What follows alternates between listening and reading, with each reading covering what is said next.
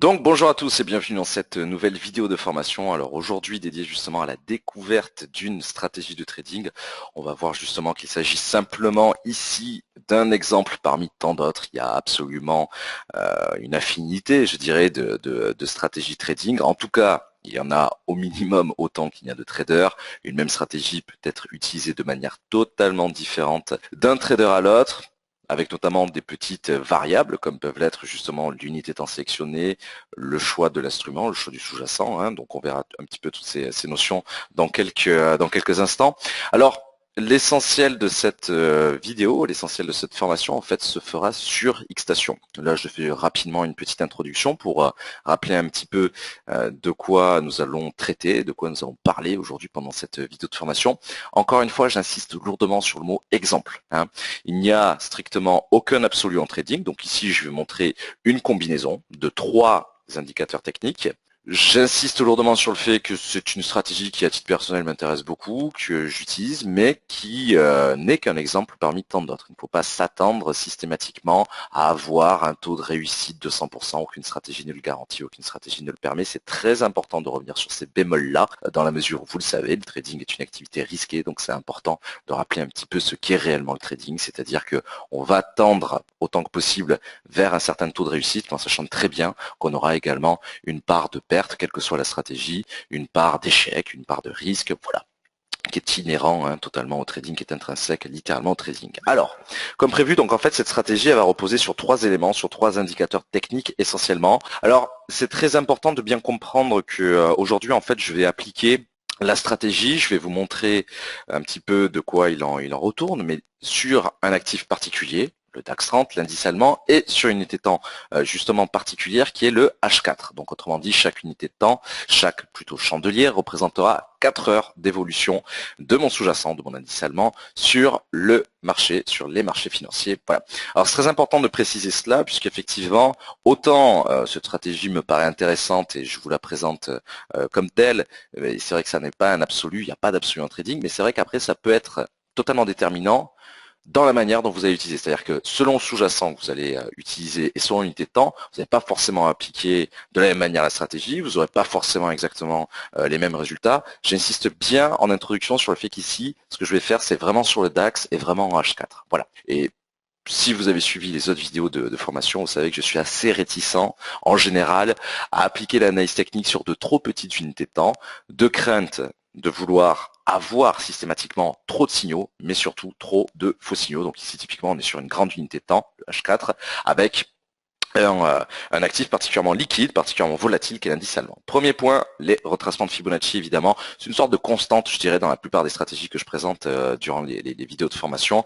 C'est vrai que pour moi, c'est l'un des outils un petit peu incontournables. Alors c'est vrai que c'est pas, on peut trouver des stratégies qui l'utilisent pas. Encore une fois, il n'y a pas d'absolu, mais moi j'aime vraiment énormément cet outil-là. Deuxième point, les bandes de Bollinger. Et troisième point, l'ADX. Alors, si ces points ne vous paraissent pas, je dirais, clairs, si vous ne savez pas ce qu'est l'ADX, ce que sont les retracements de Fibonacci, ce que sont les bandes de Bollinger, je vous invite d'ores et déjà à consulter les vidéos de formation associées, en sachant d'ailleurs que les bandes de Bollinger, c'est l'une des toutes premières vidéos de formation qui a été diffusée, de souvenir c'est la quatrième. L'ADX est un peu plus récente, les retracements de Fibonacci est également une de mes premières vidéos de formation, qui doit être aux alentours de la 6e, 7e à peu près.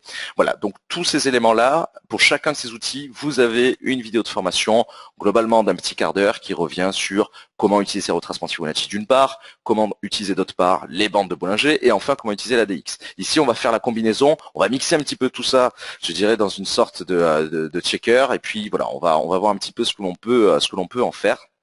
Encore une fois, ici il ne s'agit que d'une introduction, et le but du jeu, ce sera de travailler essentiellement sur Xstation. Voilà, donc là on est sur Xstation, typiquement on a les 3 éléments sous les yeux, sur le DAX 30 et en H4. Là, c'est dans l'absolu ce sur quoi on va travailler. Mais avant d'arriver à cette représentation-là, qui est un petit peu idéale, qui est vraiment celle vers laquelle je vais tendre, on va partir d'un graphique identique mais vierge. C'est-à-dire que là, ça va être exactement la même représentation graphique, l'indice allemand, le DAX 30 en H4, et dépourvu totalement d'indicateurs techniques. Donc on a vu dans un premier temps un petit peu ce vers quoi on va tendre visuellement, et avant de revenir là-dessus, on va faire toute la construction. Premier point, les retracements de Fibonacci. Alors on va les trouver tout simplement sur la partie gauche de l'écran, dans la petite colonne des outils chartistes. sous l'onglet FN, retracement de Fibonacci, tac, et ça va être le tout premier. Bon, jusque-là, pas de surprise. Alors, ici, on va travailler un petit peu justement sur les retracements, en plus qui sont totalement d'actualité, puisque les clients le savent, au moment en tout cas où je fais cette vidéo, 10 juillet 2015, c'est toujours important de préciser la date, hein, parce que cette vidéo elle peut être consultée dans 2-3 ans, ce qui fera peut-être sourire la personne qui la regardera par rapport aux cotations à l'instant T de 11 220 qui seront très certainement obsolètes très rapidement au niveau du DAX. Mais en tout cas, voici la représentation des Fibos. Je rappelle que moi j'ai toujours une préférence pour les bâtir sur les corps et non pas sur l'ombre, parce que pour moi l'ombre c'est un signal d'hésitation, alors que le corps c'est un signal de force, donc je préfère toujours me baser sur mon corps. Alors, j'ai distingué ma phase initiale, totalement baissière, au niveau de ma tendance primaire, hein, pour faire un petit peu écho à la vidéo de formation sur les retracements de Fibonacci. Donc globalement, je suis parti d'un point haut, qui est mon point de 100% de retracement de Fibonacci. La cotation est de 12 417, 12 420 globalement au niveau de l'ordre de grandeur.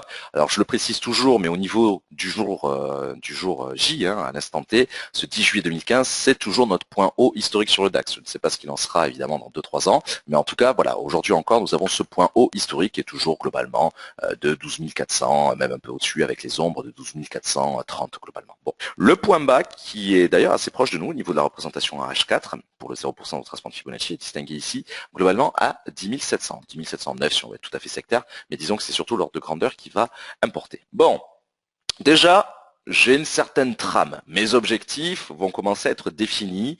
On voit bien que par attraction du principe de prophétie autorisatrice, qui est commun, ce principe, je dirais, à la plupart de mes vidéos de formation, on commence à voir certains retracements de Fibonacci qui se distinguent particulièrement bien, notamment au niveau du 61,8%. Donc effectivement, on a quelques, je dirais, zones d'accumulation du prix qui se distinguent via ces fameuses prophéties autorisatrices, notamment ce 61,8% de retracement de Fibonacci, alors qui est très lointain, qui se trouve à 11 760 globalement, 11 760, 65 points.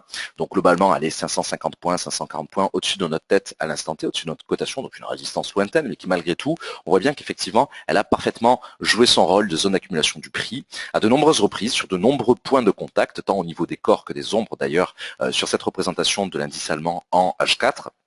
Donc voilà, déjà j'ai ma trame, j'ai mes objectifs, je sais à peu près à quoi m'en tenir. À l'instant T, avec la cotation qui est la mienne, globalement de 11 220, 11 223, je vois que je suis à peu près à mi-chemin entre le 23,6% de retracement de Fibonacci et le 38,2. Mi-chemin, bon, globalement, hein, un petit peu à la louche, mais c'est vrai que on est à peu de choses près entre ce fameux 11 112 points du 23,6 et ce fameux 11 360 au niveau de mon 38,2. Donc déjà, je connais mes objectifs, tant haussier, résistance, le 38,2% de retracement, que baissier, support, le 23,6%. Bon, mon contexte est ici bâti. Alors, moi, ce que j'aime beaucoup, effectivement, et c'est l'ADX, hein, parce que l'ADX me permet d'avoir, contrairement à beaucoup d'outils techniques, me permet d'avoir inclus au sein de l'oscillateur un filtre. D'ailleurs, je revenais sur cette notion-là dans la vidéo de l'ADX. En fait, l'ADX est un abus de langage, parce qu'on a tendance à appeler l'outil l'ADX. C'est faux, l'ADX c'est seulement le nom du filtre propre à l'outil qui normalement s'appelle Directional Movement Index. Voilà. Mais bref, sans rentrer dans ce détail-là, je vous renvoie plutôt sur la vidéo de formation. Je ne touche à rien au niveau de la période, je la laisse à 14, toujours pour me reposer un petit peu sur ce principe de prophétie autorisatrice, c'est-à-dire le fait que globalement, en ne touchant pas aux périodes par défaut, eh bien je sais que ce que je vais voir, la plupart des opérateurs utilisant cet outil-là, la plupart de ces personnes-là vont voir la même chose que moi, puisque généralement, qui dit période par défaut, dit période la plus répandue, la plus courante. Voilà. Après, je ne renie pas le fait qu'il y ait des petits paramétrages intéressants à faire, en lissant les courbes, donc en augmentant la période, ou au contraire en le rendant beaucoup plus nerveux, donc en affaiblissant la période. La seule chose que je vais faire, exactement comme dans ma vidéo de formation, c'est changer un petit peu mon code couleur qui par défaut ne me convient pas trop, mais après bon ça c'est purement personnel, c'est juste pour faire ressortir un petit peu mieux au niveau des couleurs les différentes courbes, mais alors là encore une fois c'est vraiment purement personnel. Bon. J'ai mon ADX en bas de mon écran, l'oscillateur, tac, je vais juste un peu l'agrandir au niveau de la représentation visuelle. On se souvient de la règle de Wilder au niveau de l'ADX, c'est-à-dire la ligne horizontale qui doit être définie à 25, pour le moment je la trace n'importe où et dans mon cadre évidemment d'ADX, et je vais l'affiner, voilà, mon 25, donc je rappelle que le filtre ADX, quand il est au-dessus de 25, va me permettre de considérer les croisements haussier, baissier entre la plus DI et la moins DI, alors que quand le filtre, l'ADX en bleu ici, est inférieur à 25, il m'indique une force trop faible, en tout cas une absence de force vraiment intéressante au niveau du marché pour considérer les croisements entre le plus DI et le moins DI. Voilà, c'est chose faite. J'ai ma petite ligne de Wilder, hein, donc Wilder, je rappelle, c'est un peu le pape en quelque sorte de l'ADX. Voilà, on va donc pouvoir considérer certains croisements, en éviter d'autres. C'est pour ça que je disais tout à l'heure que j'aime énormément cet outil parce que j'ai un filtre déjà qui me permet d'évacuer un certain nombre de faux signaux. Quand bien même sur une grande unité de temps, on va évidemment en retrouver, sinon nous serions tous millionnaires s'il n'y avait aucun faux signal. Il faut être tout à fait honnête là-dessus. Aucune stratégie, encore une fois, n'est parfaite. Et enfin, je vais ajouter mes bandes de Bollinger. Alors pourquoi les bandes de Bollinger? Je vous avoue que c'est l'outil allez, je dirais pas le moins important des trois. C'est un peu excessif, mais disons que c'est celui que l'on va considérer le moins. Je vais d'abord considérer mon ADX, ensuite mes retracements de Fibonacci, par ordre d'importance, et enfin mes bandes de Bollinger. Alors pourquoi? Je vais juste, hop, changer un petit peu la couleur de mes bandes de Bollinger pour, je les trouve un peu faibles au niveau du, voilà, c'est bon. Là, elles sont pas mal. Donc effectivement, j'ai mes bandes de Bollinger qui ressortent bien. Alors les bandes de Bollinger vont me servir à deux choses ici. D'une part, à définir des objectifs. Et ce sera aussi le travail du retracement, des retracements de Fibonacci, mais ça, j'y reviendrai dans quelques secondes. Mais surtout, on sait que les bandes de Bollinger, en particulier la supérieure et l'inférieure, en tant que moyenne mobile simple, eh bien, me permettent également de distinguer une enveloppe. 95% du temps, généralement, le prix va évoluer au sein de cette enveloppe. Je vais pouvoir affiner ici des zones sur lesquelles ne surtout pas rentrer, quand bien même l'ADX me dit d'y aller. Donc effectivement, on va avoir deux filtres en même temps. Je vais revenir sur ces notions-là tout de suite avec quelques petites lignes verticales. Premier point, on va détecter par exemple un signal aussi assez intéressant présenté par mon ADX. Alors je change juste un petit peu le code couleur de ma ligne verticale. Voilà, typiquement, hop, je le mets très précisément. Ici, ça m'a l'air pas mal. Le 19 mai à 8 heures, toujours sur l'indice allemand, bien entendu, et avec une représentation en H4, même un petit peu avant. On va affiner tout ça au niveau de la croix. Que me dit mon ADX? J'ai eu... Non, c'est bien sur celui de 8 heures. À 8 heures, le 19 mai, j'ai eu, hop, par rapport à la ligne horizontale de Wilder, j'ai eu un ADX supérieur à 25. Donc un ADX, un oscillateur qui m'a dit à ce moment-là, la force du marché est suffisante pour considérer les croisements. Le croisement, qui s'est fait en amont, m'a indiqué une plus DI, ma petite courbe verte visuellement, au-dessus de la rouge, donc un signal haussier. Alors, que l'on se comprenne bien, ce signal n'a pu être présenté qu'à la fin du H4. Donc globalement, j'ai eu un signal haussier qui s'est concrétisé par une variation entre 11 800 et 11 880 au plein potentiel au maximum, et on sait très bien qu'on attrape quasiment jamais le plein potentiel. Donc un premier signal pas franchement intéressant, pas franchement exceptionnel ici, qui en plus ne me permet pas vraiment d'utiliser le plein potentiel de mes outils voisins, à savoir les retracements de Fibonacci et les bandes de Bollinger. Donc déjà, d'entrée de jeu, on met les pieds dans le plat, on n'a pas un signal exceptionnel. Voyons voir un peu plus loin. Un peu plus loin, typiquement, je vais avoir, hop, ici ça me paraît pas mal, le 10 juin à 16 heures, on va vérifier si c'est bien cela. Oui, c'est exactement ça. Le 10 juin à 16 heures, là par contre, j'ai un signal assez intéressant. Un ADX qui était déjà largement au-dessus de 25, mais qui venait distinguer jusqu'à présent une forte tendance baissière. Tendance baissière qui s'est concrétisée par le retour au sein de l'enveloppe de mes bandes de Bollinger. Donc là, je fais plein d'échos aux autres vidéos de formation, les trois autres, sur bandes de Bollinger, retracement de Fibo et ADX. Donc déjà, on a eu un premier indice de la fin de cette tendance baissière, là où j'ai ma croix, puisque on a cassé un très grand nombre de fois la bande de Bollinger inférieure, mais il n'y a qu'une seule véritable fois où via 2, 3, 4 chandeliers consécutifs en H4, nous sommes revenus au sein de l'enveloppe. Dans un premier temps, on a cassé la bande de Bollinger médiane, donc tout simplement la moyenne mobile simple, dans le cas présent de période 20, puisque c'est le paramétrage par défaut. Et juste après cela, juste après cette rupture de la Bollinger médiane, donc déjà on a un gros indice de fort retournement haussier, eh bien, j'ai eu à la fin de ce H4, donc sur la cotation globalement, allez, des 11 300, j'ai eu ce signal fortement intéressant à la hausse au niveau de mon ADX. Le plein potentiel allait jusqu'à 11 440. Ça commence à être un peu plus intéressant que le premier signal, puisqu'effectivement, là, j'avais à peu près 140 points à saisir. Alors, contrairement au premier signal, j'ai un objectif qui a été atteint ici, à savoir le test de la bande de Bollinger supérieure. Voilà un point de sortie intéressant. Mais pour moi, le véritable point de sortie le plus frappant, le plus intéressant, ça va être clairement de viser le retracement supérieur au niveau de Fibonacci dans le cas d'un signal haussier et le retracement inférieur dans le cas d'un signal baissier. Alors où on peut trouver ça? Bien, typiquement, le 22 juin, assez proche de nous d'ailleurs, je rappelle qu'on est le 10 juillet. Alors ça va pas être sur le chandelier de 8 heures d'ailleurs, ça va être un peu plus tard si vous regardez chez vous également. Ça va être plutôt sur celui de midi. Je rappelle toujours que du coup ce signal-là, il va se distinguer à la fin du chandelier, hein, toujours très important de le préciser. Sur celui de midi, le 22 juin, qu'est-ce qu'il se passe? Alors déjà, petite hésitation, parce que je suis au-dessus de ma bande de Bollinger supérieure et en plus j'ai un doji qui s'est formé. Donc là, petite crainte, on va peut-être appuyer un peu moins fort au niveau des volumes parce que on peut craindre un retournement baissier. L'actualité, le calendrier macroéconomique, peu importe, en tout cas, on a eu une raison qui nous a permis de valider bel et bien ce signal fortement aussi au niveau de l'ADX, un ADX lui-même supérieur à 25, mon croisement plus DI au-dessus de la moins DI, parfait, en amont toujours. Signal qui s'est confirmé globalement sur la cotation des 11 400. J'ai deux possibilités.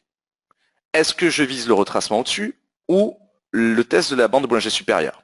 En théorie, j'ai deux possibilités. Dans le cas présent, je n'en ai qu'une, parce que si on zoome un petit peu et si on regarde bien, on voit qu'on est déjà au-dessus de la bande Bollinger supérieure. C'est pour ça que je disais, attention, dans ce cas-là, peut-être avec les volumes, à y aller un petit peu moins franco, à y aller avec moins d'argent impacté, avec une prise de risque moindre, avec un money management beaucoup plus étroit. Puisque là, déjà, on voit qu'on a quelques possibles signaux de retournement. On voit bien que les Bollinger et l'ADX nous disent de freiner un petit peu.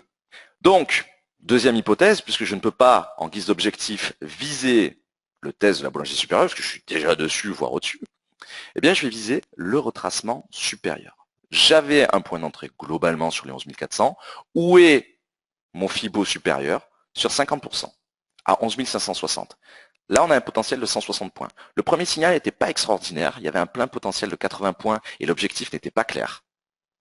Le deuxième signal était un peu mieux, de souvenir on était sur du 130-140 points avec un objectif assez bien dessiné au niveau des Bollinger, mais surtout ce troisième et dernier signal me paraît beaucoup plus pertinent, beaucoup plus intéressant, tant au niveau du potentiel, 50% de retracement de Fibonacci, 160 points, mais surtout au niveau de la définition d'objectif. Là, on sait où s'arrêter. Contrairement au premier signal où on ne savait pas vraiment où s'arrêter. On a vu qu'il y avait 80 points, mais comment savoir qu'il fallait s'arrêter à ce moment-là alors qu'on n'avait pas vraiment le test de la Bollinger, on n'avait pas vraiment le test des Fibos. C'est très gênant le premier exemple, mais c'est toujours bon de prendre un mauvais exemple, un contre-exemple pour montrer qu'il n'y a pas que des petites recettes miracles.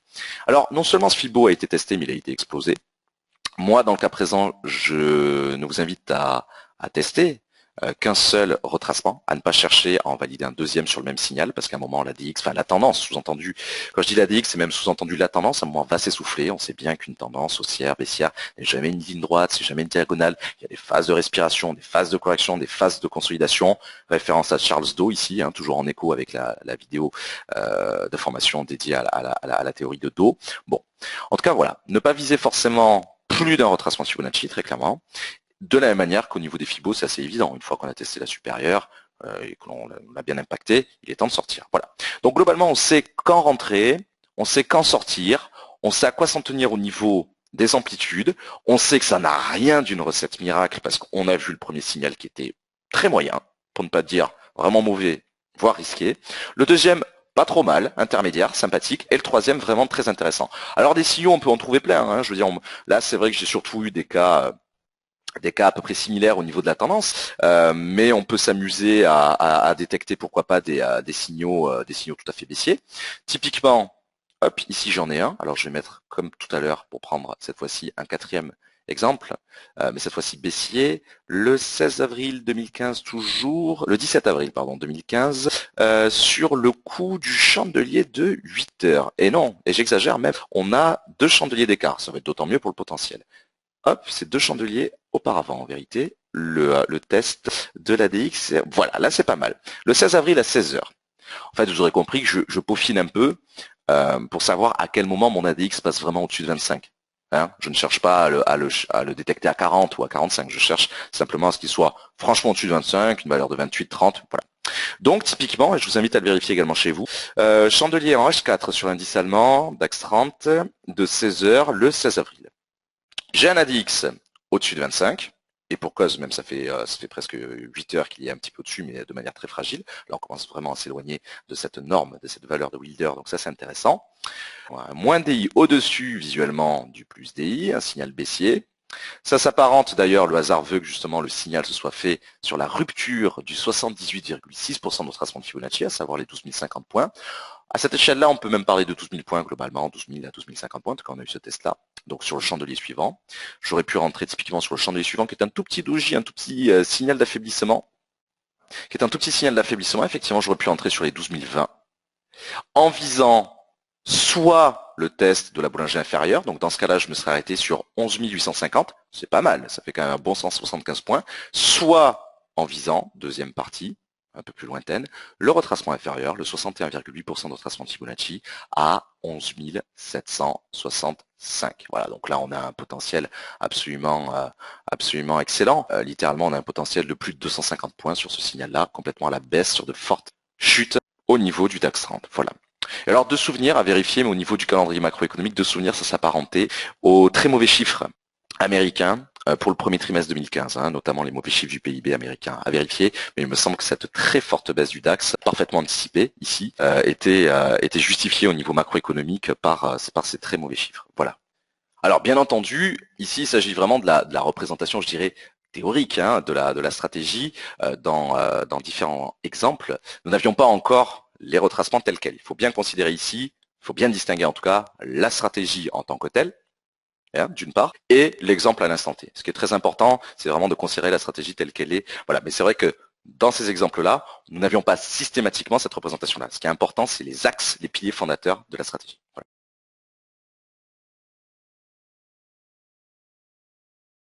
Voilà globalement ce que l'on pouvait dire pour cette deuxième stratégie déjà diffusée, présentée auprès de vous et via ces vidéos de formation. Donc je vous invite naturellement à suivre nos autres vidéos de formation, tant sur YouTube que sur votre espace client. Je vous remercie pour votre fidélité, je vous remercie surtout pour votre sympathie, et puis je vous donne naturellement rendez-vous dans nos autres vidéos déjà diffusées et surtout dans les prochaines formations de trading. À très bientôt.